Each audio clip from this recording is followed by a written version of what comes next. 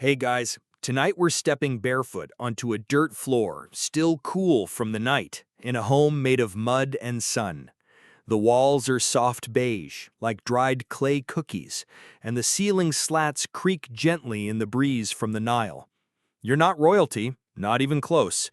You're a servant, or maybe just one of many in a bustling household, where the day begins when the sand shifts outside your reed mat and the first rays of sun slide through linen curtains. You blink.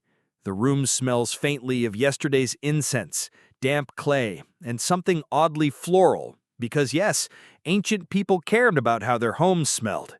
And now, it's time to get cleaning. You probably won't survive this. There's no Wi-Fi, no coffee, and the house cat just knocked over a ceramic bowl of barley flour. Again! So, before you get comfortable, take a moment to like the video and subscribe, but only if you genuinely enjoy what I do here. Also, I'd love to know where you're watching from and what time it is. Drop your city and local time in the comments. Now dim the lights, maybe turn on a fan for that soft background hum, and let's ease into tonight's journey together. You swing your legs off the edge of the raised clay platform that counts as a bed. Your linen kilt is still clean, sort of. You quickly tie it on and stretch. The house is already waking up. Somewhere in the courtyard, a goat sneezes. Someone's grinding grain. Someone else is muttering about the flies. The home you live in is modest by modern standards, but fairly standard for middle-class ancient Egyptians. One story, maybe two, if you're lucky and your family's got a little status. Thick mud brick walls built from Nile silt and straw. The scent of the earth never quite leaves them, not even during the hottest months. Historians still argue whether these homes were truly comfortable or barely livable. After all, conditions varied widely depending on class. But your little space has its charms. The rooftop is perfect for evening breezes, and the inner courtyard gives just enough light to keep the rooms from becoming tomb-like. You start with your feet. Always the feet. The floors, even indoors, collect dust constantly. You grab a palm fiber broom, stiff and scratchy, and begin sweeping the outer room, the one guests see first. It's mostly bare, save for low stools and a couple of storage jars. Your goal? Make it spotless, or at least free from the drifting layers of desert sand that sneak in every hour. As you sweep, you notice yesterday's footprints. Someone didn't wash before stepping inside. You sigh. In ancient Egypt, dirt had a weird duality. It was everywhere, but not welcome indoors. Cleanliness wasn't just a nicety, it was a matter of spiritual hygiene. To enter a temple, or even greet your neighbors, you needed to be ritually clean. People didn't just wipe their hands and call it a day. No, they bathed, often and thoroughly. Not just to beat the heat, but because purity had layers. Literal layers. Layers of oil, dust, perfume, and prayer. You finish sweeping and move on to the washing basin in the courtyard. It's shallow but wide, made of smoothed limestone. Rain is rare, but the Nile gives. Someone fetched fresh water early, and it's still cool. You splash some onto the flat stone floor, scrubbing it with a stiff brush made from bound reeds. It makes a rhythmic squelch as the mud forms little rivulets. Yes, mud. Mud is everywhere. And ironically, it's a part of your cleaning process. It might seem backwards, but Nile mud mixed with ash creates a mild abrasive cleaner. It's messy, but effective. You smear it across a section of wall to remove soot stains from the oil lamps. The texture feels gritty under your fingers, and it smells faintly like something alive. You wipe it off with a cloth and smile. Cleaner, bright. The ochre pigment of the wall is shining again, like the day it was painted. There's a knock at the doorway. A neighbor, maybe. She's got a bundle of fresh herbs. Not for cooking, for cleaning. Sweet basil, maybe mint. You'll crush them into water and use the mix to rinse the entryway. It's not just about removing dirt. It's about leaving behind an aura of freshness. The Egyptians believed scents had power to attract good spirits, repel bad ones, and please the gods. Speaking of gods, there's a small shrine in the corner of your main room. You wipe it gently with a cloth dipped in perfumed water. Every action here is ritualistic. To clean a shrine is to cleanse your intentions. You light a little cone of myrrh incense and place it on the small offering table. Smoke curls like a slow whisper. It's barely mid-morning, but you're sweating. You wipe your brow and glance at the small ceramic jar beside you. It holds natron, a naturally occurring mix of sodium carbonate and bicarbonate. In modern terms, it's ancient baking soda meets soap. Egyptians used it for everything: washing clothes, preserving mummies, cleaning teeth. So yeah, multifunctional.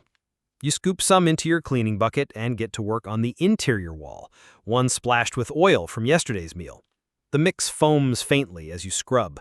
You hum a little under your breath, an old tune about Ra rising over the horizon. The wall lightens, and a gecko scampers up toward the ceiling. Quirky side note, did you know Egyptians sometimes trained mongooses to hunt snakes in their homes? So if your place was unusually clean, it might have also had an elite anti-cobra squad. You wipe your hands and glance at the laundry basket. Linen robes, tunics, veils, all ready to be dunked, scrubbed, and laid out under the relentless sun. But that's for later. For now, you finish polishing the niche where your clay lamp sits. It glows softly in the dim room, giving off just enough flicker to see by. You pick up a fresh palm fan, sweep through the air to push away incense smoke and any lingering gnats. It's satisfying, like the house is sighing in relief. Outside, a vendor is calling out. Dates, probably. Maybe figs. You'll trade later. Right now, you turn to the shelf near the sleeping platform and gently dust the few precious objects there: a bronze mirror, a small painted pot, and a carved scarab. They glint like tiny secrets in the morning light. Your fingers are tired. Your knees ache from kneeling. But there's something sacred about the rhythm. Clean, rinse, sweep. Each action an offering. Each gesture echoing something that's been done for thousands of years. Because you aren't just cleaning a house, you're holding back chaos. That's how the Egyptians saw it. Ma'at, order, wasn't just a cosmic ideal. It lived in your home. It lived in how you kept the sand outside, the linen folded, the air fragrant with flowers and myrrh. You sit down for a moment and drink some barley water from a wide clay cup. It's thick, slightly sour, but refreshing. The sun has risen higher, sending golden lines across the courtyard floor. You'll finish the second room next, but for now, you let your head lean back against the cool wall.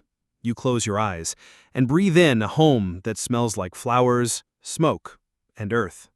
The second room always takes longer. You already know why. It's the heart of the house, where people gather, argue, plan, eat, nap, and dream. And it's also where sand gathers like it pays rent. You shovel in barefoot, broom in hand, and the first thing you notice is the tiny scatter trail of goat droppings near the storage jars. Yep, that little rascal again. You sigh and start sweeping. The floor here is a little rougher, made of hardened clay, reinforced with bits of straw and smashed limestone. It crunches underfoot like stale flatbread. Each sweep of your palm fiber broom stirs a cloud of pale dust that dances in the sunlight pouring through the open ceiling hatch. The smell in here is different. Salt, sour milk, leftover beer, and something faintly floral. Probably last night's incense still clinging to the walls. You begin clearing the seating area. It's just a cluster of low stools around a clay hearth, but the soot has creeped out like a fog monster. You'll need to scrub that. But first, the sand. You clear the corners, behind the baskets, beneath the reed mat. You even swat away a spider web, apologizing softly to the tiny spider, who's honestly just doing her job better than you. She scuttles away, offended. The woven mat beneath the hearth is filthy. You grab the reed tongs and shake it out in the courtyard. A whole bouquet of forgotten crumbs, feathers, and is that a beetle wing? Flies out like it's been waiting for freedom. You slap the mat a few more times for good measure and bring it back inside. Now to the soot. You grab a chunk of mud that's already drying in a bowl nearby, mix it with water, a dash of natron, and a few crushed mint leaves for scent. This combo is your magic paste. You smear it lovingly over the blackened wall and scrub with a reed brush. It sounds like someone whispering secrets into linen. Scratch, scratch, scratch. Slowly, the clay reveals its original warm terracotta color. You take a moment to appreciate it. Historians still argue whether this soot buildup was simply tolerated or cleaned obsessively. Some murals show spotless interiors, others show hearths surrounded by smoke stains. But either way, there was a method to it, and yours involves elbow grease and a lot of mint water. Suddenly, your neighbor leans in through the open door, waving a bundle of papyrus stalks. She says, "Got some for you. Just trimmed them this morning. They still smell sweet." You thank her and set them in a clay jug filled with a bit of water. Later, you'll chop them into thin strips, soak them, and use them like disposable wipes. Ancient Egyptian Swiffers, if you will. But right now, they just make the room smell better. You hear a child laughing outside, then a crash, something ceramic probably. You wince. Not your job, not today. You take the bowl of fresh cleaning mix and head toward the family altar again. This time, you bring out the perfumed linen cloth. It's been soaking in lotus-infused water since dawn. You wring it out slowly, savoring the sweet, powdery scent. Then you begin wiping down the carved wooden statuettes. Isis, with her wings spread wide, Thoth perched like a patient scribe, and a little Bes figure, half grinning with his dwarf lion face. This isn't just dusting. This is holy maintenance. A clean altar invites divine favor. A dusty one? Let's just say no one wants to anger a household deity before breakfast. As the cloth moves, the figurines gleam again. Not glossy, but with that muted, satisfied gleam of wood that's been touched often, cared for, believed in. Your next task, the storage corner. Jars line the wall filled with lentils, emmer wheat, dried dates, and something suspiciously sticky. You clean around them, checking for ants. Ants love dried dates. You hate ants. It's an ancient rivalry. One jar has a smear of some long-gone spill crusted on the outside. You scrape it off with a flat pottery shard, muttering something mildly offensive under your breath. It flakes away like old paint. Then, the baskets. These are your pride and joy, woven tightly, lidded, and lined with linen. You empty one carefully, fold the spare tunics, and check the base. All clear. You replace everything, fluffing the linen just slightly, like your mother showed you. Quirky side fact: ancient Egyptians were some of the first humans to iron their linen. Well, sort of. They pressed it with smooth stones and then folded it so precisely it looked almost starched. Cleanliness wasn't just about being tidy. It was aesthetic. It was elegance. It was status. As you finish the corner, the room already feels cooler. The clay walls breathe better when dust-free. The sunlight feels less choked. You catch your reflection in a bronze mirror leaned up against a jar. You're sweaty, dusty, glowing like a slightly overworked candle. You take a moment to sit on the low stool. It creaks under you. You sip from your barley water again. A fly buzzes near your face. You swat it without much energy and miss. Figures. You get back up, shake out your arms, and move toward the niche where the family keeps their fragrances. A small box of alabaster pots lines the shelf. Frankincense, myrrh, blue lotus balm, and one odd one, cinnamon oil. Imported. Pricey. Probably only used for festival days. You select the lotus balm. It's soothing, and you dab a bit behind your ears. Then you take a pinch and mix it into warm water, creating a scented solution you'll use to mop the back corner floor. When the water hits the clay tiles, a steam of earthy florals rises. You breathe deeply.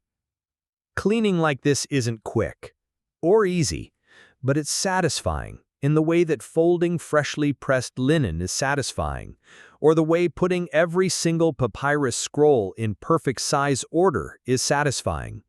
It's subtle, sacred, sensory. By now the room is brighter. Not literally, but it feels brighter. The dirt is gone, the altar shines, the jars are organized, the mat is shaken, and the spider has set up shop in a more discreet location. The smell? Flowers and clay, and just a hint of natron. Perfect. You stand back, hands on hips, and admire your work. Remember that time last month when a scorpion wandered into this very room? You spotted it under the stool, shrieked like a cursed pharaoh, and then whacked it with a rolled-up reed scroll? Yeah, not today, Satan. The scorpions, ants, and dusty footprints are all banished, for now. You light another cone of myrrh. The smoke spirals upward like it's casting a spell. You whisper a quick thanks to Maat, the goddess of balance and order. She's probably nodding somewhere, smirking at your beetle-wing battle and broom-slinging courage. The incense crackles faintly. You don't have time to rest long. The third room awaits, where the laundry pile threatens to topple, and someone's definitely been eating fish indoors again. But you give yourself one more breath, one more moment to admire a space restored. You did it. One room at a time, you're restoring ancient order with a broom, a clay bowl, and a whole lot of elbow grease. You drag the laundry basket into the third room. Well, basket might be a generous term. It's more like a glorified pit lined with woven reeds, where folded and unfolded linens live together in uneasy truce. Someone clearly tried to sort things this morning, which only made things worse. There's a tunic that's been crumpled into something resembling a papyrus scroll, a headcloth twisted into a dramatic spiral, and someone's sash that's somehow knotted around a wooden spoon. You pause, squinting at that spoon. How? You let out the kind of sigh that only someone on their third room of the day can summon. Then you get to work. First, the sorting. Everyday linens go in one pile, festive garments in another. And then there's the mystery pile, the "what even is this and does it belong to us?" heap. You pick up a tunic stained with what appears to be pomegranate juice and sniff it suspiciously. Definitely fruit, hopefully fruit. You make a mental note to soak it later with natron and prayer. Now, on to the cleaning. You fill the clay basin with warm water hauled in from earlier, sprinkle in powdered natron and drop in a crushed fig leaf for scent. This is your makeshift soap. It's mildly gritty and smells a bit like sun-warmed bark, but it works. You grab a linen cloth, dip it, and begin to scrub the first tunic. It's stiff with sweat and sand. Delicious. As your arms settle into the rhythm of scrubbing, you start humming one of those old work songs, something about Ra riding his solar bark across the sky, and how even he probably needed clean robes. The sound bounces off the clay walls, muffled and warm. Historians still argue whether common households had designated laundry days or just did it as needed. What's clear is that laundry wasn't just about cleanliness. It was ritual, social, even spiritual. A freshly washed tunic meant you were ready to face both your neighbors and the afterlife.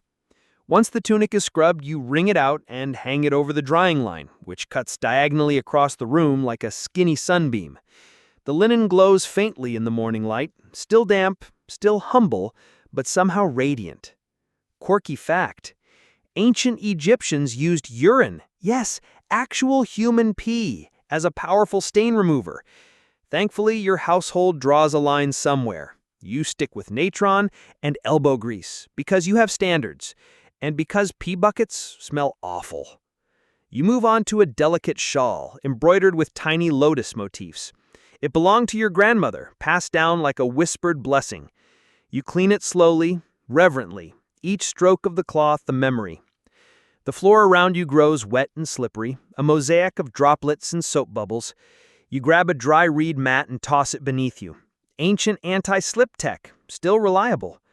While rinsing, you glance up at the painted niche above the doorway, an old image of the goddess Nephthys, protector of the house. She's looking down at you with her signature headdress, a curious tilt in her gaze. You whisper a thank you, just in case she's listening. There's something comforting about the routine of laundry. It's repetitive, yes, but also grounding. You scrub and rinse and wring and hang, and in so doing, you rebuild a small kind of order. It's like telling the world, see, I may not control the Nile flood, but I can absolutely handle this stubborn tunic. Halfway through, your cousin bursts in with a clay tablet in her hand, waving it like it's made of gold. "Look," she says breathlessly, "new lyrics to the Sun Hymn. The scribes just delivered them." You nod politely, mid-ring. She barely notices your soaked arms and dripping fingers. I'm going to teach it to the kids. Maybe we can sing it at dinner. You promise to join later. Right now, the clothes aren't going to wash themselves. Although, wouldn't that be something? Magical, self-cleaning tunics? Somebody needs to invent that. Once she's gone, you return to the rhythm. Scrub, rinse, wring, hang. The day heats up, and you feel the sweat gathering at your temples again. You pause for a sip of barley water and glance out the narrow window. The neighbor's children are playing with a hoop, shouting in joy. One of them is wearing a linen kilt that you recognize. You patched that last week. Your work touches everyone, even if they don't see it. You start on the festive garments next. These need extra care. You mix in a bit of honey into the water for softness, an old trick you learn from a traveling washer who once passed through the village. It makes the linen slightly shinier, though also more attractive to bees. You work fast. Some of these clothes haven't been worn in months. You recognize the robe from the last Osiris festival.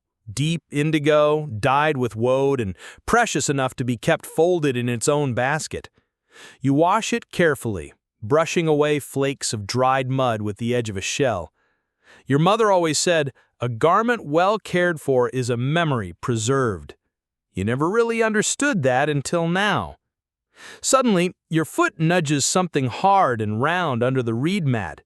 You lift the edge and pull out, of course, a forgotten fig.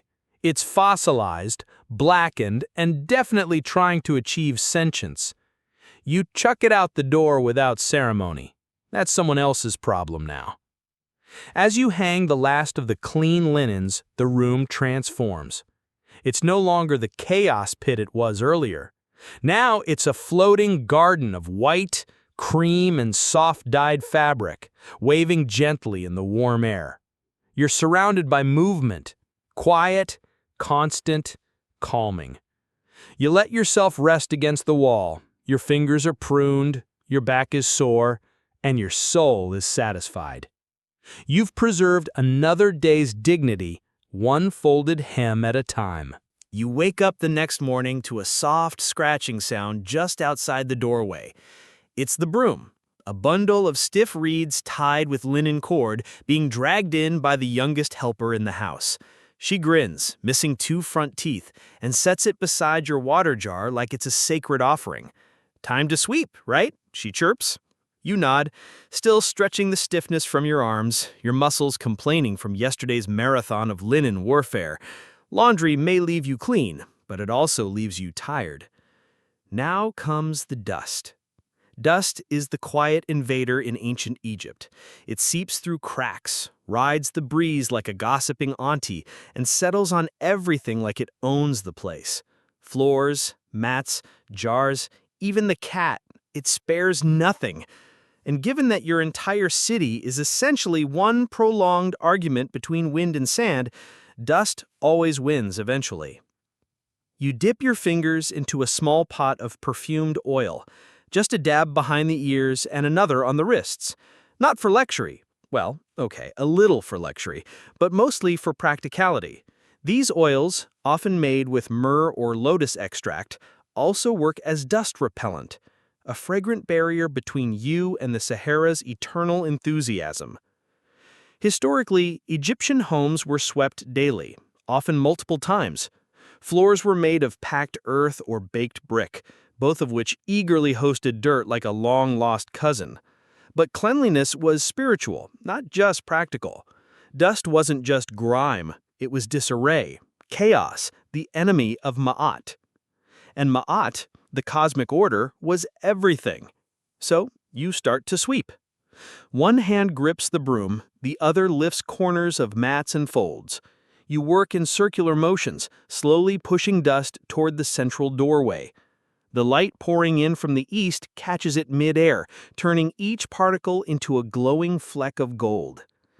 Historians still argue whether these daily rituals were fully communal or assigned to specific people based on class or gender. But in your house, it's an everyone helps or no dinner type of vibe. You're grateful for it, really. Cleaning together makes the silence feel full instead of lonely. Today's dust seems ambitious. It clings to the walls, to the underside of stools, even to the necks of clay jars filled with lentils and dried onions. You pause to wipe one of them with a damp cloth dipped in vinegar and crushed mint, a favorite disinfectant of your aunt's. She swears it also scares away evil spirits. You're not about to argue. You find yourself muttering to the broom like it's an old friend. "I just cleaned this yesterday. Do you have to bring your entire family?" The broom offers no reply, but if it could talk, it would probably sigh with you. After the sweeping, it's on to the perfume scrubs. You take a second basin, wider, shallower, and fill it with cool water. Into it goes a sachet of dried lavender, a pinch of cedar powder, and a cube of compressed incense resin. You stir until the mixture clouds with fragrance, then dip in a woven cloth and begin wiping down surfaces. Stools, door frames, low shelves. The scent rises like memory. Perfumed water wasn't just indulgent, it had antibacterial properties, at least by the standards of the day. Some recipes included palm wine, which acted like vinegar in killing certain microbes. You've tried that one before, but the smell makes your cousin snaky with thirst, so today you stick with the floral blend. One of your favorite parts is cleaning the family shrine. A small clay statue of Bes, the protective dwarf god, sits near the kitchen. His tongue sticks out, mid-sneer, meant to frighten away evil spirits. You wipe him down gently, muttering apologies for tickling his nose. Somewhere outside, a goat bleats in agreement. And then there's the corners. Corners are dust's playground. Little mounds form like miniature dunes, perfect for harboring spider webs, stray lentil husks, or an entire fleet of abandoned beetle shells. You pull out your sharpest reed scraper and go to work. This, to you, is the sacred part. The quiet repetition of pulling grime from tiny spaces, the knowledge that when the next person kneels there to reach for something, they'll feel clean clay under their fingers instead of crunch. That small luxury of invisible kindness. There's a whisper among scholars that ancient Egyptians believed clean homes invited blessings from the gods, as clean floor, happy deity, as the modern saying might go. Whether that's true or not, you've definitely seen fewer arguments erupt in a clean kitchen than a messy one. As you finish, your helper returns, proudly balancing a small ceramic pot on her head. Inside is a fresh paste made from mud, ash, and crushed papyrus, your special wall wash. She beams like she's presenting treasure. You mix it with water and start daubing it across the lower half of the walls. The paste darkens the faded clay, restoring its earthy richness, and it smells faintly like yesterday's fire. The texture is smooth, cool, a little sticky. It soothes your fingers like aloe. This technique might seem strange, but mud was often used to clean in ancient Egypt, especially mixed with natron. It removed grease, sealed cracks, and kept insects away. Not bad for dirt. Halfway through the wall scrubbing, your cousin walks in holding a fan made of ostrich feathers. "You missed a spot," she says helpfully, pointing to the ceiling.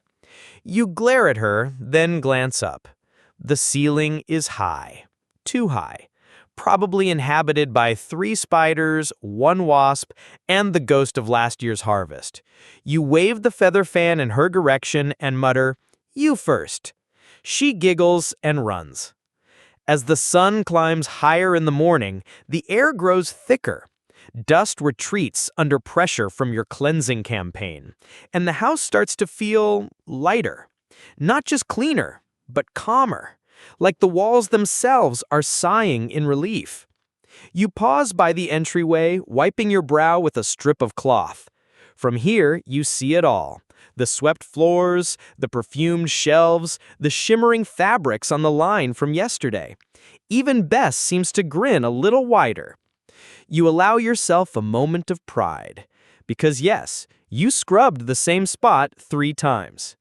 Yes, you fought a wasp with nothing but an oil-soaked rag and prayer. And yes, the dust will return tomorrow, probably with friends. But for now, the house is clean. And in this moment, that's everything. You're rinsing your hands in the shallow bowl when the scent hits you. Subtle, but unmistakable. Lemongrass, a trace of cinnamon, and was that a hint of garlic? You sniff again. Oh no, that's not garlic. That's the compost basket fermenting in the heat like it's training for the priesthood of rot. You take a breath, roll your shoulders, and prepare for the sacred duty no one wants: waste removal. The Egyptians were many things: engineers, astronomers, artisans, but perhaps their most underrated achievement was developing methods to deal with garbage without modern landfills or plumbing. Ancient urban homes didn't have trash chutes or scheduled pickups. They had hands and baskets and the sheer willpower to carry out week-old food scraps while pretending not to gag. You grab the compost basket by its rim, which is mercifully reinforced with thick palm fibers. The weight shifts strangely, and something inside sloshes. A lizard darts out from behind it, clearly offended you've disturbed its stinky buffet. "Sorry, chef," you mutter. Walking to the edge of the property, you aim for the designated refuse pit. Really just a hole, reinforced with stone and lined with ash to keep flies and other unpleasantness from getting too comfortable. You dump the basket's contents with a satisfying splat, and quickly cover it with dry sand and more ash. Ancient Egyptians often used layers like this to slow decomposition and mask odors. It's a surprisingly effective system. Historians still argue whether wealthier homes had private disposal pits or if community pits were the norm. Some scholars believe servants were responsible for daily waste runs to larger public areas. But in your world, you are the servant, the cleaner, the keeper of compost. And strangely, you don't mind. On the way back, you stop by the outdoor basin, really just a stone slab with a drain carved into the corner, and rinse the basket with water, sand, and a little natron. Always natron. That chalky miracle salt works on everything from mummification to kitchen gunk. You hum as you work, flicking droplets toward the nearest fig tree. Consider it compost karma. Back inside, the air smells better already. You wipe down the lip of every jar, tidy up the broom bristles, and carefully rearrange the oil lamps so they sit evenly in their carved nooks. No clutter, no chaos. The principle of mayat again. Order must be restored. As you rearrange a bowl of preserved dates, your cousin leans in. "You're doing the sleeping mats today too, right?" "Of course. You just love crawling around, rolling, lifting, shaking, and relaying tightly woven mats while inhaling a gentle cocktail of foot odor and dust bunny aftershock. But hey, it's tradition. Ancient Egyptians used mats made of papyrus, reeds, or palm fibers. They weren't just for sleeping, they served as chairs, beds, even tables during meals. And cleaning them? A real workout. You start by dragging the first mat into the courtyard. Then comes the rhythmic shaking. Up, down, twist, slam. Repeat. Every motion flings dust into the air, where it sparkles like guilty glitter. The mat thumps against the ground with a sound like someone being gently scolded. A neighbor peeks over the wall, gives a knowing nod, and resumes her own thumping routine. Cleaning mats wasn't a silent affair.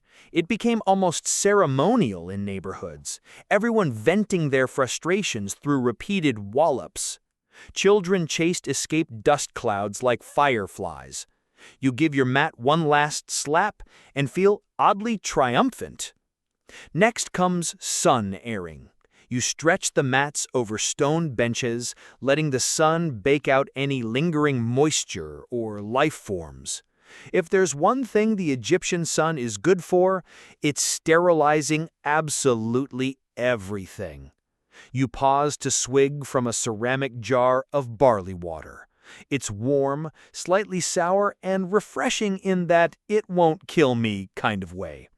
You wipe your mouth and head back to the final task of the afternoon, closet jars. Now, calling them closets might be generous, more like niches in the wall or vaguely jar-shaped rock crevices. Inside each is a carefully stashed collection of linens, tools, preserved herbs, or sentimental clutter.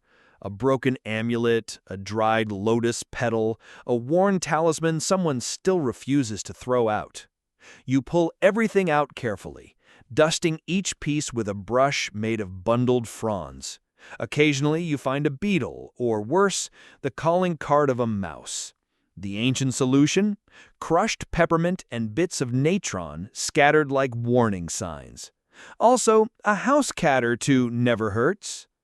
One jar holds your favorite soap, conical bars of tallow, natron, and scented oils.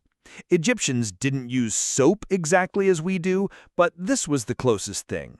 It works wonders on grimy hands and under-nail gunk. You scrape a bit into a cloth and stash it for the evening rinse. You chuckle, remembering a fringe theory you once overheard, that ancient Egyptian cleaners were trained from childhood like apprentices, carefully passing down secrets like martial artists of hygiene.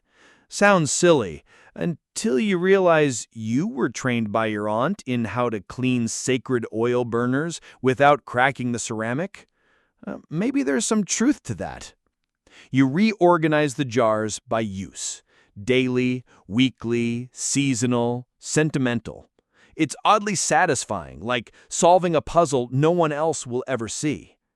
By late afternoon, your hands are rough, your back is stiff, and the house glows. It really glows, like it's exhaling relief from every swept corner and scrubbed niche. Even the cat looks pleased, blinking at you from its sunspot with approval. You sit on the edge of the water basin, letting your fingers soak in coolness. You think about everything you've done. The waste disposal, the mats, the jars, the daily fight against entropy. You haven't ended chaos, but you've delayed it. You've made a tiny corner of the world make sense for just a little longer. And somehow, that feels like magic. You stretch your legs under the shade of a fig tree, watching the tiny shadows ripple as the sun begins to lean westward. A warm breeze carries the scent of dust, citrus peel, and baked clay tiles. You've earned this brief moment of rest, but it doesn't last long. A rustle from inside draws you back. It's time for the next round of domestic choreography, the oil lamp ritual. In the absence of electricity, and before candles took center stage, oil lamps were the glowing heartbeat of an ancient Egyptian home. The lamps themselves were squat, simple clay vessels with a single spout, designed to cradle linen wicks and flicker with just enough drama to cast ominous shadows on the walls. You've got 5 in rotation, 2 for the main living area, 1 for your sleeping nook, 1 for the pantry, and a backup you stubbornly believe is cursed. It always sputters no matter what oil you use. But hey, tradition. You gather the lamps in a shallow tray and carry them carefully to the bench beside the water basin. First comes the draining, tilting each vessel to pour out the murky leftovers into a disposal jar. The scent is aggressive, like olives gone through a heartbreak. You try not to breathe too deeply. Then comes wick removal. You pluck out each blackened stub with a small reed hook, marveling at how the linen, so delicate to weave, is now charred and stiff like beetle legs. You roll new wicks from scrap cloth, fingers moving on instinct. Historians still argue whether families had designated wick rollers or if children were trained to do this while they listened to elders tell stories. In your home, everyone rolls wicks. It's just life. You dip the fresh wicks into the new oil, sesame today because castor's a bit too thick, and place them inside each lamp. You take a sliver of flint and strike it against a shard of iron pyrite. Sparks! The wicks catch like magic, dancing orange with that satisfying hiss. A small victory. You'll light them again at sundown, but the test run always brings peace. The lamps go back to their stations, little guardians of the evening. You sit back, rubbing your palms, only to realize your stomach growls. Right, food prep. Now, if you think cleaning is exhausting, try cooking in a mud brick oven when it's already 1,000 degrees outside. But you're used to it. You head toward the open-air hearth where earlier in the day you'd gathered kindling, acacia twigs and dried palm fronds. You build the fire slowly, stacking the fuel with the care of someone who's been burned before. The tinder catches, smoke curling upward like an indecisive ghost. Next, you check the lentils. Soaked all day in a cool clay jar, they're soft now, ready for the boiling pot. You pour them into a round-bottom vessel and add chopped onions, garlic, a dash of coriander, and, if you're lucky, a pinch of dried fish for flavor. The smell is incredible, somehow savory, sweet, and ancient. You grind emmer wheat on the quern, the rhythmic scrape of stone on stone like a lullaby to your tired muscles. The flour joins water and oil in a bowl, and you knead the dough until it behaves.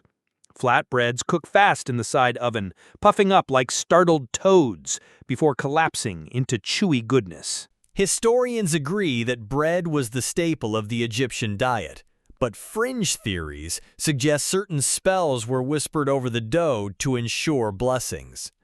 You don't chant, but you do hum. That counts, right? The meal comes together quickly. You serve it on reed-woven trays, garnished with pickled radish and a few dates.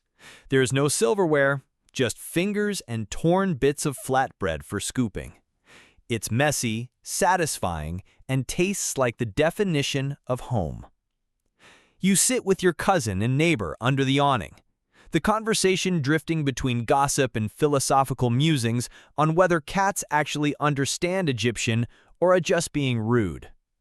As the sun slides down, your gaze lingers on the floor. Tomorrow is floor day. You mentally prepare for it now, because the floors in these homes aren't just floors. They're repositories of history, emotion, and literal sandstorms. Most homes had mud plaster floors, sometimes sealed with a layer of gypsum or painted with decorative motifs, usually geometric but sometimes floral. Yours, a classic earthen surface, cool, durable, and extremely good at hiding beetles until you step on them. You'll start with sweeping, long, slow strokes with your reed broom, pushing everything toward the center in little dust tornadoes. You'll find a broken bead, maybe a chicken feather, perhaps a mysterious pebble that definitely wasn't there yesterday. Then comes the washing. Cloth soaked in lemon water, rubbed in wide circles while you squat and shuffle like a crab in a toga. Some say the Egyptians used perfume-infused wash water for guests, saving the nice smells for special occasions. But in your house, even Tuesday gets a splash of sandalwood if someone's feeling generous. You finish your meal, stretch, and wash your hands in the basin one last time before twilight. Then the candles, no, lamps, go on, one by one. Their light flickers across the walls, casting long shadows that make this simple home feel enormous, like a temple of cleanliness and effort. You catch your reflection in the polished copper plate hung near the door. Not bad. A few smudges, one wild hair that insists on defying gravity, but you look content. Not perfect, but whole. From the corner, a beetle tries to make a break for it. You sigh, grab your broom, and whisper, "Nice try." The morning arrives, not with a gentle whisper, but with the full-throated bleat of a goat standing much too close to your window. You groan, roll over on your woven reed mat, and stretch your spine like a cat reawakening to the burdens of civilization. Today, unfortunately, is floor day. You shuffle to your knees and start the ritual of wrapping your linen sash tight around your waist. Double knot, tug, sigh. A sip of barley water, a splash to the face, and then it's straight into the business of battling the ground you walk on. Mud floors seem like a low-maintenance dream until you live on one. Dust settles like a lazy deity, refusing to leave no matter how many times you sweep. But this morning, you're feeling ambitious. Today, you're not just cleaning the floor, you're reclaiming it. You begin with the broom. Not a bristly, modern broom, but a fan of tightly bound palm fronds. You start in one corner and sweep everything toward the center. Stray hair, flaked-off sandal leather, 2 suspicious grape seeds, and you haven't eaten grapes in a week. The sweeping takes longer than it should because your mind keeps drifting to that dream about floating in a giant amphora of honey. Once the dust mound reaches small hillock status, you scoop it into a woven bowl and toss it outside for the wind gods to redistribute. Probably back into your neighbor's doorway. It's the circle of life. Now comes the good part, washing. You mix a bowl of lemon water with a dash of salt. This isn't just for scent, it genuinely cuts through grime like an ancient pine sol.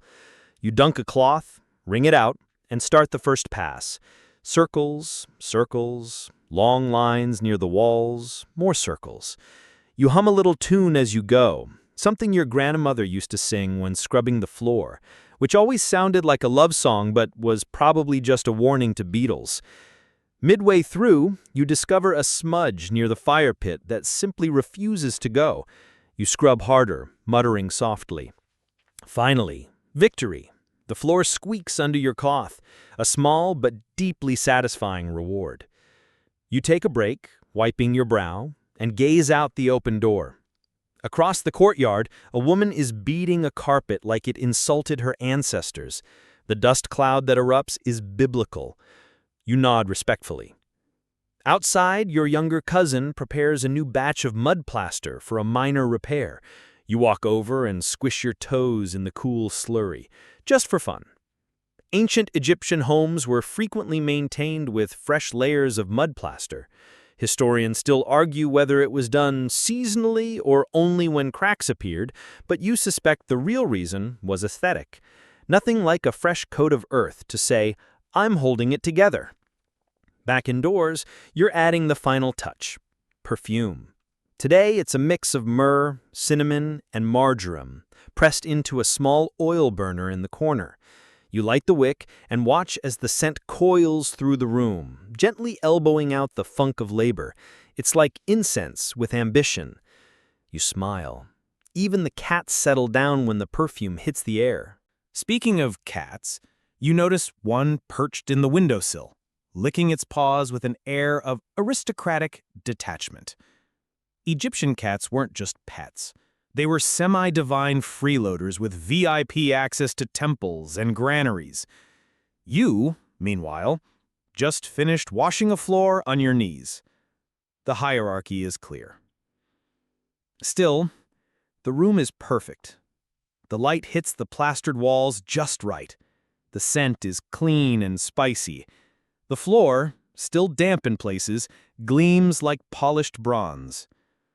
You sit down in the corner, letting your weight rest against a storage chest, and admire your work. And then, as if summoned by your satisfaction, the neighbor's toddler comes barreling in, trailing a sticky trail of fig paste and destiny across the entire room. You stare. She grins. You reach for the cloth. By midday, you've surrendered to fate. The floor will never stay clean. Dust is the unofficial fourth deity of every Egyptian household, after the gods of the sun, the Nile, and slightly stale bread. So, you turn your attention to the walls. Many Egyptian homes were built with sun-dried mud brick, and while most rooms stayed undecorated, wealthier households featured painted designs, lotus blossoms, palm fronds, protective deities with eyes like dinner plates. You aren't wealthy, but you do have a small painted panel by the door. A falcon, wings spread, eyes alert. It's faded now, a little chipped, but still fierce. You dip a soft reed into your cleaning bowl and begin gently dabbing the area. It's delicate work. One false move, and you could erase centuries of family tradition, or worse, make the falcon look cross-eyed. You manage it well. The image shines a little brighter under the moisture, the colors waking up like they just had their first sip of coffee. Satisfied, you move to the storeroom, a tiny nook with exactly two moods, musty or suspiciously wet. Today, it's musty. You crack open the woven storage jars, dried lentils, barley, flax seeds, some honey that's somehow both solid and liquid. You tidy, dust the shelves, and reorganize the baskets. You find a lump of hardened something in the corner. It might be cheese, it might be regret. Either way, it's going out. As you sweep the room, a tiny scroll flutters out from behind a pot. You unroll it carefully. It's a list of household blessings, a common talisman, written in ink made from soot and acacia gum. You read it aloud softly, more out of habit than belief. May this house know laughter. May its floors stay clean. May no scorpion linger uninvited. Amen to that. You tuck it back where it was. No reason to break the spell. Outside, the sun starts to droop. You hear the clatter of pots from the neighbor's roof. Dinner prep again. You check the fire pit, refuel the wood pile, and head to the basin for one last rinse of your cloths. The water is now more grime than liquid, so you toss it and fetch fresh from the canal. You carry the jug back on your shoulder, the path warm under your bare feet, the breeze turning cool. Back inside, everything smells like lemon, mud, and smoke. It's oddly comforting. The floor you just cleaned already shows footprints, but you don't mind. After all, you live in a home that breathes, that shifts, grows, dirties, and purifies. You clean it not to win, but to participate. And maybe that's the point. Dinner simmers in a clay pot near the hearth as you stretch your legs and lean back against the cool plaster of your freshly cleaned wall. The scent of lentils and garlic begins to overpower the lemon and mud. Progress in its own aromatic way. But just as your stomach rumbles in anticipation, you remember what tomorrow is.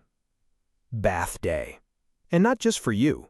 The whole house gets a ceremonial wash. You sigh and rise, already picturing the endless buckets and elbow grease. But you've learned not to dread these days. There's something comforting about traditions passed down not through scrolls or speeches, but through muscle memory and the smell of slightly charred reeds. You start with the ceiling, because yes, in Egypt, even the ceilings need love. You grab a ladder carved from acacia and date palm, rickety in its wisdom, and begin your ascent. The ceiling is low, made of wooden beams covered in woven mats and daubed with clay. Over time, spiders weave it into a celestial mess of web constellations.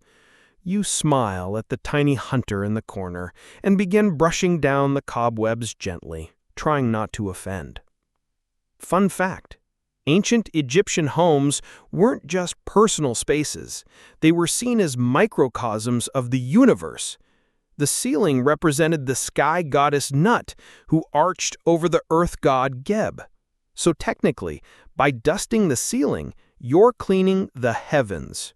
No pressure. You descend, shake out the cloth, and glance at the walls again. They still gleam faintly from the last pass, but you know what your grandmother would say. Clean once for the eyes, again for the gods. So you soak a new cloth in a floral blend, rose water, a rare treat saved for holy days or extremely judgmental relatives, and start wiping the walls again. You hum quietly. It's the kind of hum that barely escapes your throat, but helps time pass more softly. In the adjoining room, you tackle the raised sleeping platform. It's made of mud brick covered in woven reed mats, topped with linen that hasn't been aired out in far too long. You haul it outside into the fading light, pin it to a line, and watch as the breeze flutters it like a temple flag. Back inside, the bed platform gets a rub down with damp clay. You mix it smooth with your fingers, equal parts water, Nile silt, and sand, and slather it gently across the surface. This was the ancient Egyptian method of patching and sanitizing all in one. You work it in with circular motions, feeling the cool resistance of the mud beneath your fingers. While you're at it, you peek into the family shrine nestled into a niche above the bed.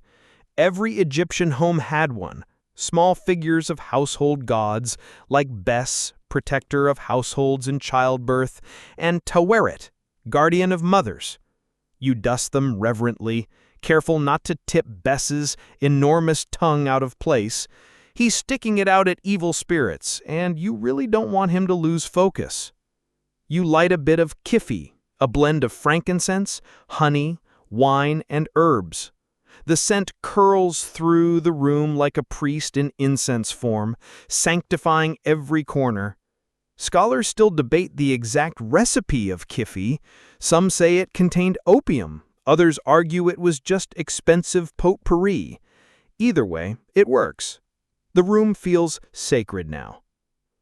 The last room on your list is the kitchen. Ah, the kitchen, where oil meets fire, and fire often wins. You pull open the lattice window to let the air circulate. The kitchen hearth is blackened with soot, and the walls nearby wear it like war paint. You mix ash with lemon juice to scrub the clay bricks clean, an old trick passed down from temple cleaners. As you work, a rat scurries by your feet and vanishes behind the grain jar. You nod. He lives here too. Outside, someone shouts across the courtyard. You glance out to see your neighbor attempting to chase a goose with a broken broom. The goose, possibly possessed by Set himself, honks defiantly and takes a victory lap around the fig tree. You chuckle and return to your scrubbing. As night approaches, the house begins to hum with a different kind of energy. Settling beams, creaking pots, the slosh of water jugs. You take one final walkthrough with your oil lamp. The soft flicker dances over the smooth plaster, now rid of soot and streaks. In the corner, you find a surprise, a small beetle. Not just any beetle, a scarab. You gently scoop it onto a reed and carry it outside. Scarabs weren't just bugs in Egypt. They were sacred symbols of transformation, linked to the god Khepri, who rolled the sun across the sky each day like, well, a giant ball of dung. Historians still argue whether real scarabs were worshipped or simply tolerated as lucky omens. But you take no chances. You set it down gently by the water jug and whisper, "Good luck with your sun-rolling duties." Back inside, the house is clean in that way that only comes from care. Not a showroom shine, but a quiet, lived-in gleam. You feel it in the coolness of the air, in the lack of grit beneath your toes, in the way the oil lamp doesn't flicker quite so angrily. You place fresh linens on the bed, light one more sprig of incense, and stretch. And then, because it's tradition, you take a moment to sit by the front doorway and simply breathe. This part isn't about cleaning. It's about noticing. The mud brick walls are warm against your back. The breeze carries hints of papyrus and baking bread from the neighbor's hearth. The moon rises, fat and low, bathing the courtyard in silver. You look around your space, fresh, fragrant, still, and you realize something. This isn't just your home. It's your temple, your sanctuary, your tiny slice of sacred order in a world full of dust, geese, and oddly religious bugs. And you cleaned it with mud and perfume. Your muscles are sore, but there's a strange pride tucked between your shoulder blades. You smell faintly of rose water and smoke, and though your hands are pruny from hours of scrubbing and your nails are caked with clay, your spirit, immaculate. But don't relax just yet, because now comes one of the most strangely satisfying parts of Egyptian domestic life: polishing. Yes, Polishing, because apparently, after a full day of scrubbing ceilings, walls, floors, and even sacred beetles, you still haven't earned your nap. You begin with the most important surface of all, the offering table. Every decent Egyptian household has one, nestled near the doorway or just beneath the shrine niche. It's a slab of stone or wood, smoothed with care, where food is set out not for dinner, but for the dead. You wipe it down with water and a cloth woven from papyrus fibers, and then you reach for your secret weapon, polished desert sand mixed with a drop of castor oil. Yes, sand and oil. This ancient exfoliant does double duty, scouring away grime while leaving behind a light, blessed gleam. It's like skincare for your ancestors' snack bar.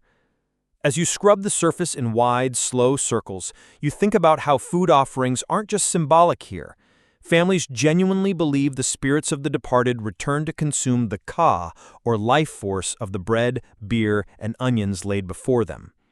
Historians still argue whether ancient Egyptians understood this as literal ghost eating or just a polite metaphor for a remembrance. Either way, your great-grandmother's spirit better appreciate this elbow grease. Next, you polish the family's prized alabaster bowl, a gift from your uncle's temple days, still glowing faintly under the lamp. You rub it with a paste made from ground natron and crushed lemon rind. It's abrasive, but not too rough, and when the light hits the curves of the stone just right, it catches like moonlight on river water. There's also copper to clean. Trays, tongs, and a slightly bent ladle your mother swore came from a priest's own kitchen. You use vinegar, old wine, and a scrap of linen. You could use a pumice stone, but it's too precious, and anyway, the wine does the trick. Soon your copper gleams like Ra's own mirror. As you polish, a soft rustling breaks the silence. A fig leaf tumbles in through the window, gliding lazily to the floor. You bend, pick it up, and smile, because it reminds you of the old superstition that fig trees whispered secrets to the gods. You tuck the leaf into the family shrine, a little offering, just in case. You're nearly finished, but then you spot them. Your sandals. Worn from market trips and temple days, speckled with dust and marked with every step you've taken across these sun-baked stones. You could leave them be, but today is for completeness. You lift them gently and begin brushing them clean. Egyptian warriors valued footwear immensely. Leather sandals were precious, often passed down or buried with their owners. Some even bore inscriptions asking the gods to protect the wearer's feet from snakes and sharp stones. So you clean yours, not just with water, but with intention. You whisper a quiet prayer as you do. For safe travels, for soft roads, for no more geese. And finally, with every surface glowing, you open the small chest tucked beside the bed. Inside, your linen robes. Folded, simple, impossibly light. Egyptian linen was among the finest in the ancient world, prized for its thread count and purity. Some was so sheer it was referred to as woven air. You lift one, shake it gently, and feel the faint whisper of desert wind ripple through the fibers. You hang it near the window for airing and admire the simplicity of it. No dyes, no patterns, just soft cream kissed by the Nile. Then, one final task.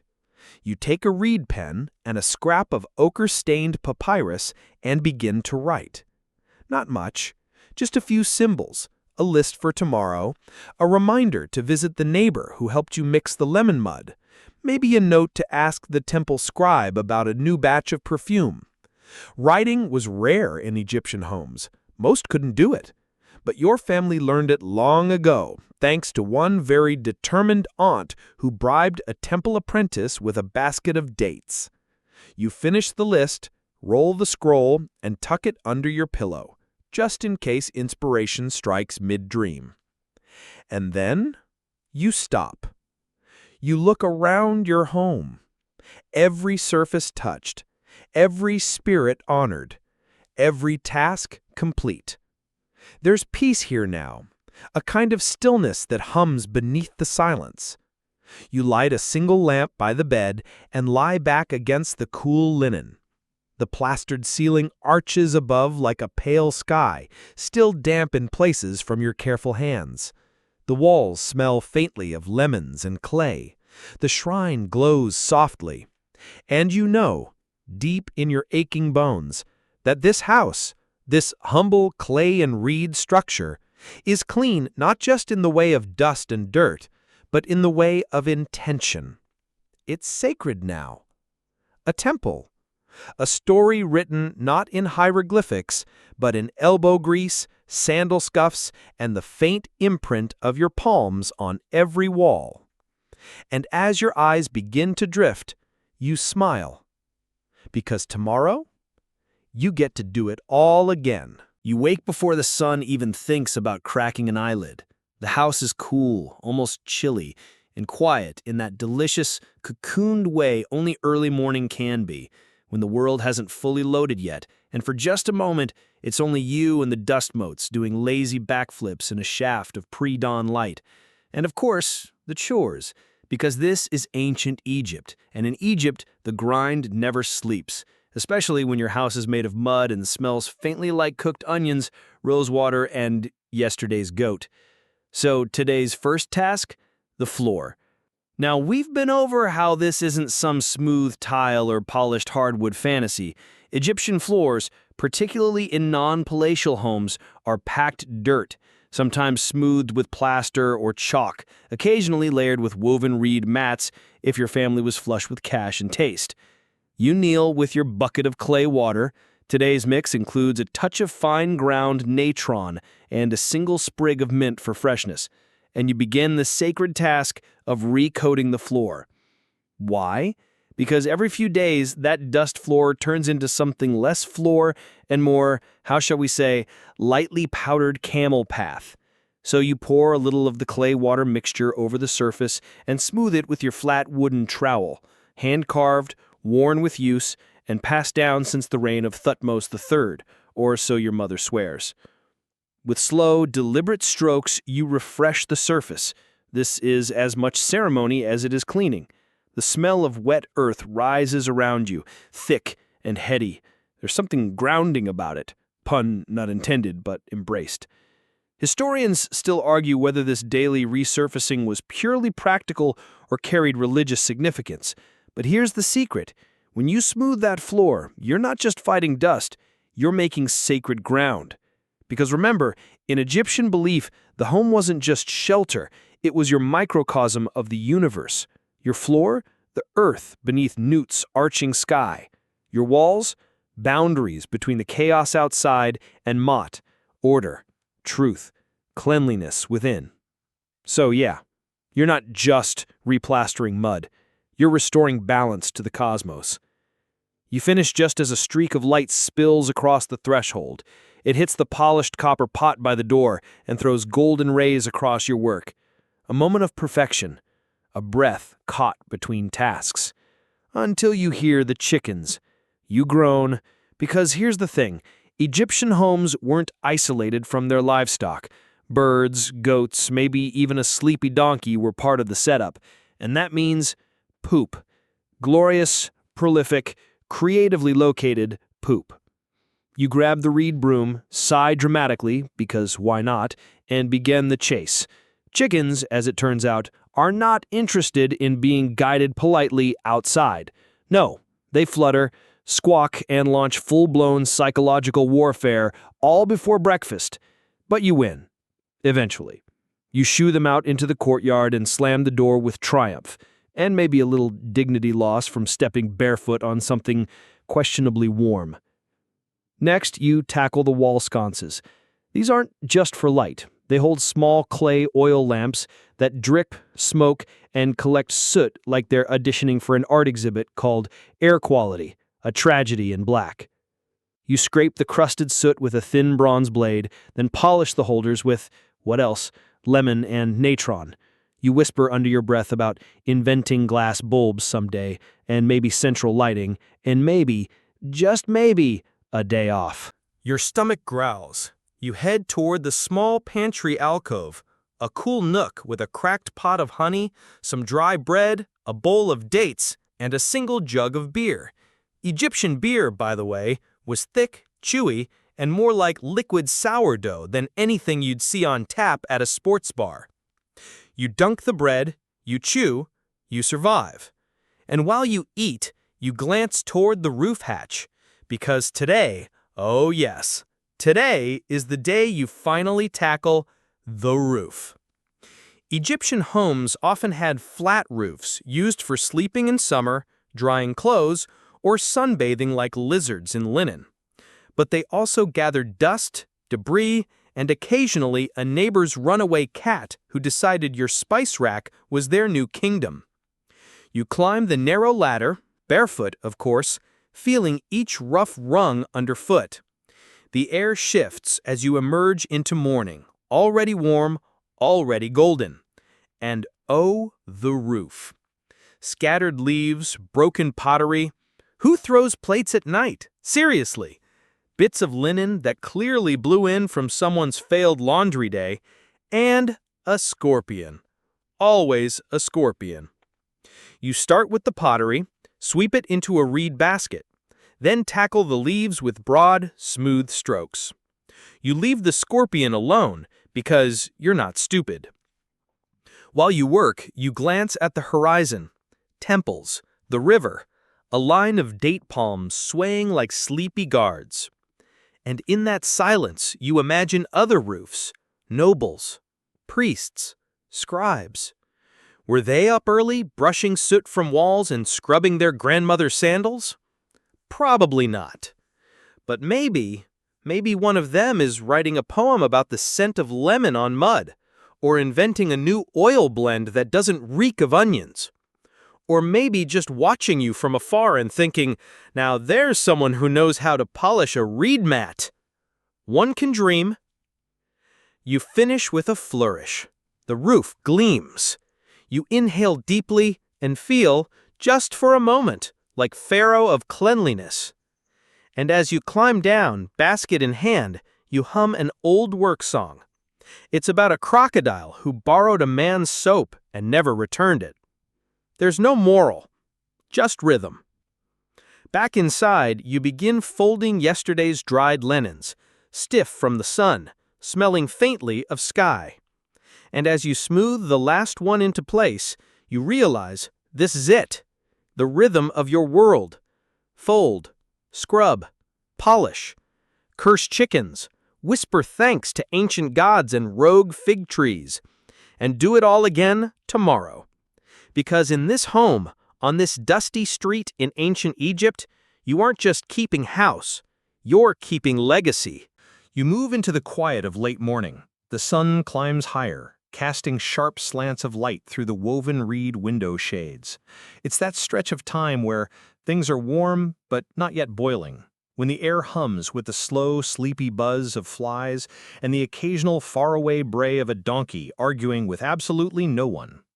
You look around the house, walls smoothed, floors still damp from their clay coat refresh, laundry folded with the obsessive precision of someone who's definitely competing with a sibling for the title of neatest linen folder in Upper Egypt.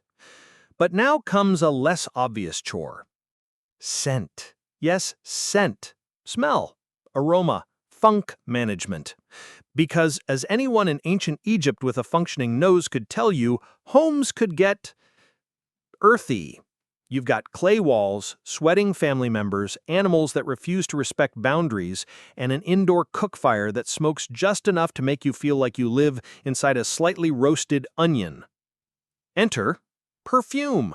Not just luxury, but necessity. And so you retrieve the small alabaster jar you keep tucked beside your water jug. Inside is a blend that took weeks to prepare. Crushed myrrh, powdered cinnamon bark, frankincense resin, soaked lotus petals, and just the faintest sliver of roasted date to give it warmth. This isn't for you. Well, not entirely. This is for the air, the walls, the linens, the illusion of luxury in a world where sometimes your neighbors throw fish guts in the alley. You take a pinch and rub it between your palms, warming the mix. Then you run your hands along the inside of door frames. Dab it on the base of oil lamp holders, even smear a bit beneath the edge of your sleeping mat. The smell is instantly grounding, rich, resinous, ancient. Historians still argue whether these scented rituals were purely cosmetic or spiritual in nature. But standing there, palms slick with spiced oil, you feel it in your chest how scent can shift a mood, cleanse a thought, frame a space. Besides, you're pretty sure it helps keep the worst of the flies away. And here's a fact. Ancient Egyptians were among the first to master perfumery, refining techniques that involved slow maceration, steeping, and even early forms of distillation. They stored their mixtures in beautifully carved jars, some of which, believe it or not, still hold fragrance today. Imagine sniffing a 3,000-year-old lotus balm. It's like time travel via nose. Your aunt always said the cleanest house was one that smelled like love, not labor. You kind of get it now. Feeling satisfied, you tackle the last scent culprit, the drainage jug. See, your home doesn't have plumbing. What it has is a clever system involving clay pots placed beneath slanted tiles to catch used water. Gray water from cooking, hand washing, rinsing herbs, it all winds up here. You lift the jug's lid, with your tunic pulled over your mouth because, yikes! Carry it carefully through the back door and empty it near the compost pit outside the walls. That pit is its own special place, a steamy, fragrant stew of old vegetable peels, wilted reeds, chicken feathers, and ambition. But even this is sacred. You water the plants, careful to use the fresher water collected in the rain jar. You whisper encouragement to the lettuce. You swear at the fig. It's all part of the routine. You pluck a few herbs, mint, dill, and a leaf or two of wild arugula, and tuck them into your satchel for lunch prep. And that's next. Inside, you light the tiny clay hearth in the corner of the room, using dried dung, straw, and a splintered reed torch. You waft it with the broken fan blade, cursing it softly like a friend who never wakes up on time. Eventually, the fire catches. You set a small copper pot above it and begin grinding barley into a coarse paste using your trusty stone grinder. This is not a gourmet meal, but it's nutritious, warm, and laced with lemon zest, which automatically makes it feel fancier. You add a few chunks of dried fish, salted weeks ago during a particularly aggressive preservation binge, and sprinkle everything with crushed coriander and the herbs from your garden. And here's a fun little historical tidbit. While the wealthiest citizens dined on honey-roasted meats and beer-soaked dates, most Egyptians lived on bread, beer, and legumes. Their stomachs were probably better off for it. Modern researchers examining ancient Egyptian mummies have found shockingly good dental wear, at least until they hit old age. Stone-ground bread wasn't easy on the enamel. You eat while squatting near the hearth, fanning the smoke away with one hand and keeping a suspicious eye on the cat. Oh, right. The cat. Not yours, never yours, but she lives here anyway. Shows up when it's convenient, accepts food, knocks over jars, brings gifts in the form of half-dead lizards.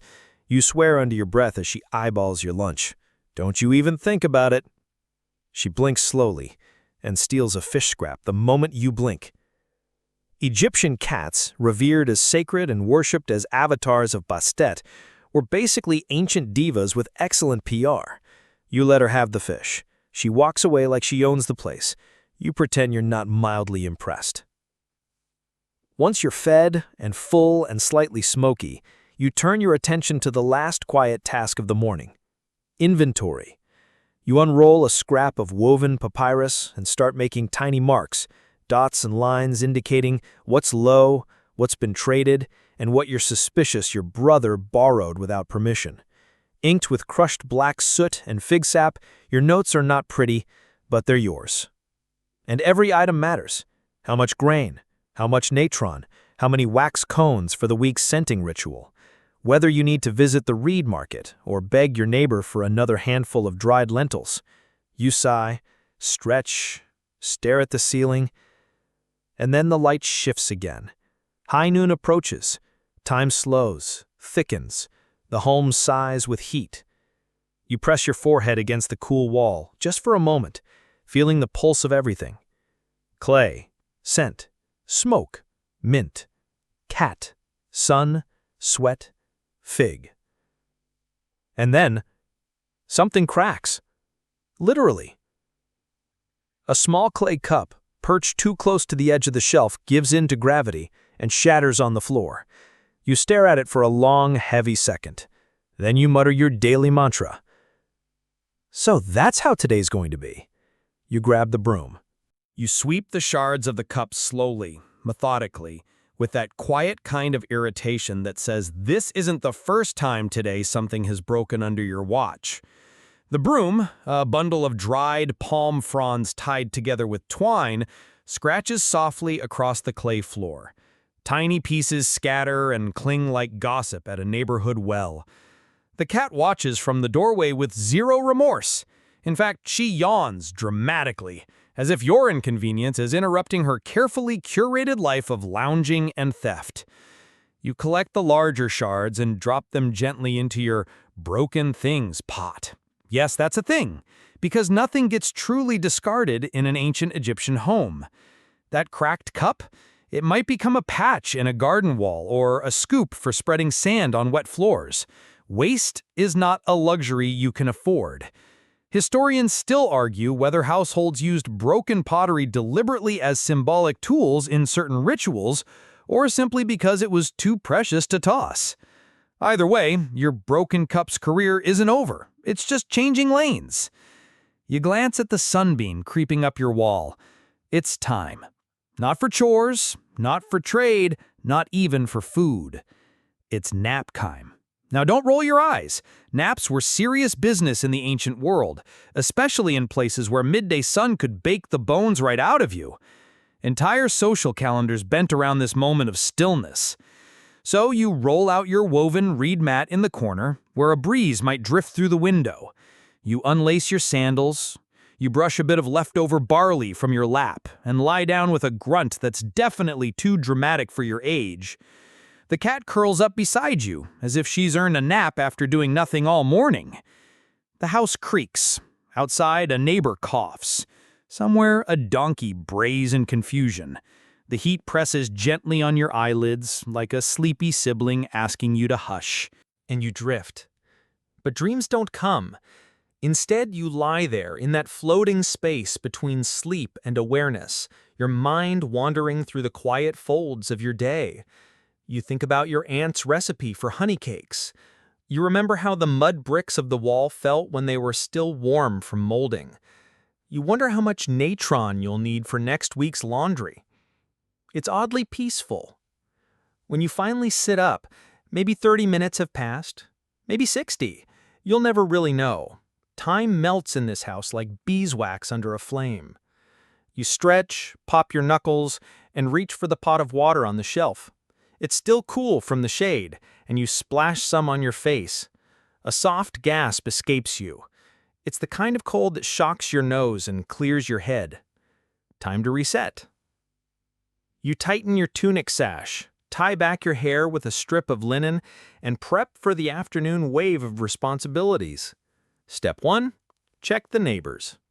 It's not nosy if it's tradition. You slide open the reed curtain and step outside into the narrow alley. It smells like clay and herbs and the faint hint of someone nearby burning cumin again, which absolutely shouldn't work, but somehow does. Across the path, your neighbor Wreck-It is sweeping her stoop with the ferocity of someone battling a personal demon. You nod at her. "Dust again?" you call. She snorts. It never left. Dust is the shared enemy. It creeps, floats, settles, and dares you to pretend your surfaces are ever clean. Fun fact, even in ancient temple scrolls, dust is personified as a symbol of disorder. It represents chaos, neglect, the creeping reminder that even the gods need janitors. You ask Wreck-It if she still has that sweet basil plant. She does. She trades you a small bundle for 2 dried figs. Barter is alive and well here, even for fragrances. Back inside, you tie the basil together with a strip of date palm fiber and hang it by the door frame. It adds a hint of green to the air, cutting through the lingering scent of smoke and sweat. You spend the next hour patching a small crack in the wall, using leftover mud and straw mix. The clay is sticky, warm, familiar. It's like smoothing icing on a birthday cake made of earth and intent. And while you're at it, you touch up the painted border near the ceiling. A simple, repeating lotus pattern. Just enough color to remind you that this home isn't only functional, it's yours. Ancient Egyptians weren't shy about decorating even humble homes. Bits of blue pigment, traces of ochre, and carved patterns show up in ruins that once belonged to average folks like you. Beauty wasn't a luxury, it was a necessity, like water or bread, or the perfect smudge of kohl eyeliner. Later, you prep the reed lamps. You trim the blackened wicks, top off the oil with a careful hand, and adjust the reeds to just the right angle so they'll burn slowly but brightly. Each one smells faintly of garlic and old stories. Tonight they'll cast that flickering buttery light across your walls, making everything look gentler than it actually is. There's something magic about preparing light before darkness hits. And then something shifts. A shout in the distance, a voice calling your name. You lean out the door and spot a courier boy, barefoot, hair sticking out in every direction, holding a scrap of folded cloth. You know what that means. An errand. Not from a noble or a scribe, thank the gods, but from the temple quarter. Apparently a dye vat exploded again, and someone remembered that you've got a knack for stain lifting. Of course you do. You sigh, grab your satchel, throw in a rag, a lump of soapstone, a twist of vinegar cloth, and head out. This is your other life, the one beyond the walls. Because while your home is your sanctuary, your skills, your nose for scent, your stubbornness with stains, your way of calming ruffled priests and ruder apprentices, make you invaluable. The temple complex looms like a sandstone mirage, all carved pillars and echoing halls. You pass through the gate and are immediately assaulted by the scent of dye, deep indigo, ruddy red, something that might once have been saffron but now smells like regret. A novice leads you to the mess. It's worse than you thought. Blue splotches on tunics, floors, hands, even a sacred ibis that wandered too close to the action. You get to work. You mutter to yourself, you wring, soak, scrub, blot. Your fingers turn pruny. A priest nods approvingly. An apprentice offers you pomegranate seeds. You earn every second of it. Later, you walk home under a sky turning amber, then mauve, then velvet. The air is cooler. A breeze stirs your tunic. You tuck the payment into your sash, 3 copper rings, and a small cone of temple-grade perfume. The cat greets you at the door with a sarcastic meow. I know, you tell her. I'm late. You collapse onto your mat, arms aching, hands scented with dye and basil and burnt lamp oil. But the house is calm. The work is done. For now. You exhale slowly, your breath catching just a bit on the edges of evening. The house has that familiar hush now, like it's leaning in to listen to itself. You rise, one joint at a time, and light the first reed lamp. It flares gently, then steadies into a golden glow. Shadows begin their slow dance on the walls. You light the second, then the third. With each flick of the flame, your space transforms, less like a clay box, more like a sanctuary drawn in light and memory. Your fingers trail across the wooden shelf as you pass. The wood, worn smooth by use, tells its own story. Grooves from fingers long gone, faint stains from spice jars, the indent where your elbow rests during late-night meals. There's something sacred about repetition, about familiarity, about knowing exactly how far to reach in the dark for a bowl or a blanket or a hand. Tonight's dinner is simple. lentils with cumin and leeks, bread warmed on the hearth, and a smear of fig paste, because you earned it. You sit on the mat cross-legged and tear off a bite of bread with your teeth. The cat eyes you from her corner like a queen waiting for tribute. You toss her a scrap. She sniffs, accepts. You chew thoughtfully as your eyes wander across the home. There's a patched spot on the ceiling you'll fix tomorrow, and that woven basket by the door. One more day and the handle will snap. You remind yourself, string it tighter in the morning. But tonight, you're done. Historians still argue whether the rhythm of domestic life in ancient Egypt was peaceful or relentless, whether people found joy in the small tasks or simply bore them with endurance. You don't know which camp they'll land in, but you do know this. Folding the same linen 100 times teaches a certain kind of grace. You finish eating, clean your bowl with a twist of damp cloth, and rub the last of the lamp oil on your elbows, just like your grandmother taught you. Dry skin is a kind of insult in your world, especially when you work with dust and dye. You shift to the window. Outside, the stars are beginning to appear. Ancient eyes blinking down, slowly, steadily. A cool breeze threads in from the alley, bringing with it the faint scent of river water and fish smoke. Someone nearby is still cooking. A baby cries. A dog barks and is promptly hushed by someone's grandmother. You lean into the sill, chin resting on your folded arms. These sounds, these scents, this worn house, they hold you. You are not grand, you are not famous, you are not etched into temple walls or buried with gold. But you are alive. And sometimes that's more than enough. You move slowly to your sleeping corner. The mat is warm now. The blanket smells like crushed mint and sun. You pull it up to your chin and listen. To the wind through the reeds. To the scratch of your cat's tongue on her paw. To the rhythm of your own breath. You don't remember falling asleep. But before your mind fades fully into dreams, you think, tomorrow you'll sweep again. You'll patch something. You'll make someone laugh. And fold the same linen one more time. The lamp's glow flickers softer now, as if even the flame is growing sleepy. Your breathing has slowed, matched to the rhythm of nighttime in an ancient home. The air feels cooler against your skin. Your limbs are heavier, not with exhaustion, but with the quiet comfort of having done enough, for one day at least. Outside, the city of clay and stone softens into silence. Doorways are closed. Reed curtains flutter.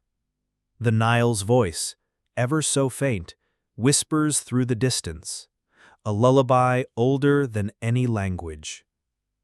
Your hands, once busy with mud, now rest still. The perfume in the corner fades gently into the night air, blending with crushed herbs and warm oil. Your cat, a soft weight near your feet, breathes deeply in her sleep. You remember things differently here, not in years or seasons, but in the curve of worn sandals, the clink of water pots, the flutter of papyrus in your doorway. Time itself seems to settle into the corners, patient and kind. The day was not extraordinary, and yet, in its small rituals, its dust and laughter, its folding and fixing, it became something gentle, something whole. Let your eyes drift shut. Let your breath grow even slower. You are home. You are safe.